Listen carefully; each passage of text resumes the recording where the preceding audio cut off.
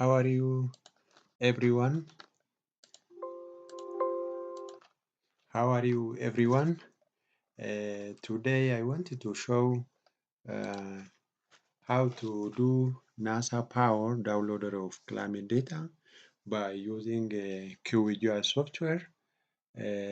For example, here is the NASA Power downloader by using of QGIS. So if you wanted to download daily rainfall, daily of Tmin, daily of Tmax at any time, for example, from 1994 up to 2024. So you can simply download from this software. Look, I want to go to the software. Here is the software. Here is the QGIS. So if you have installed QGIS, then go to plugin and manage and install NASA Power. Look here, I'm downloaded and plug in the QGIS. Here is the NASA Power. NASA Power. Then close to the NASA Power and open here. You see, here is the NASA Power downloader. Here is the SWAT. So my intention today is I want to display how to download a daily climate data of any steady area up to the recent time. So just to the open. So if you are open such like this software or QGIS is need, single point, for example, latitude and the longitude of the area. For example, if I wanted to download Radar rainfall or the radar climate of the state area, for example, you see here is the radar. I wanted to zoom in. You see here is the radar. Here is the radar. You see here is the radar latitude and the longitude. So I wanted to fill this data. For example, latitude of the radar is 9.60. Again, longitude of the radar area is 41.85. 41.85, here is the radar, if it is visible, I don't know. So I wanted to download the range from from for the radar climate data, for example, from 1990, let's assume that 5 up to here is the daily data, 1995 01 01, the first month, the first day, again up to 2024 2024, or even 2025. Let us say 2025. It's no matter, up to 12 months, 31 days. So what about the parameters? Select one or more parameters. For example, I need parameter for the precipitation.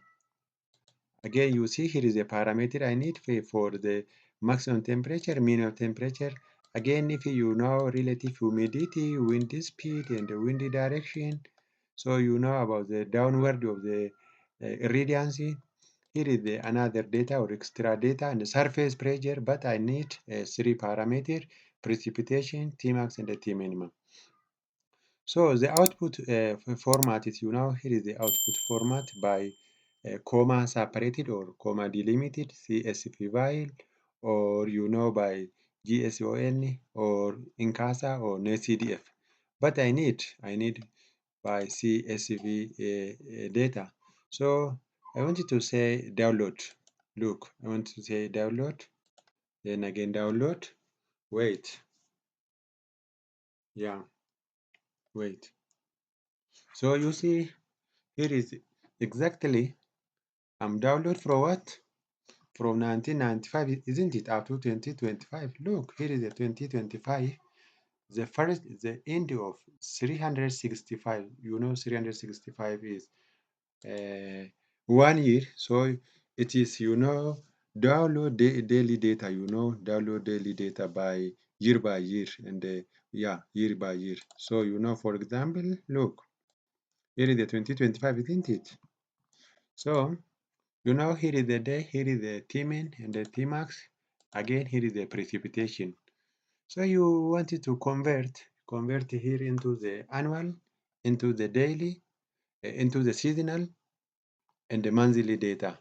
So you see you can change this into annual and the monthly, seasonal, and the annual through the pivotal table. I think you know about the pivotal table, the role of pivotal table, convert daily data into monthly and the seasonal and the annual data. So by this method, you wanted to download any data from the QGIS,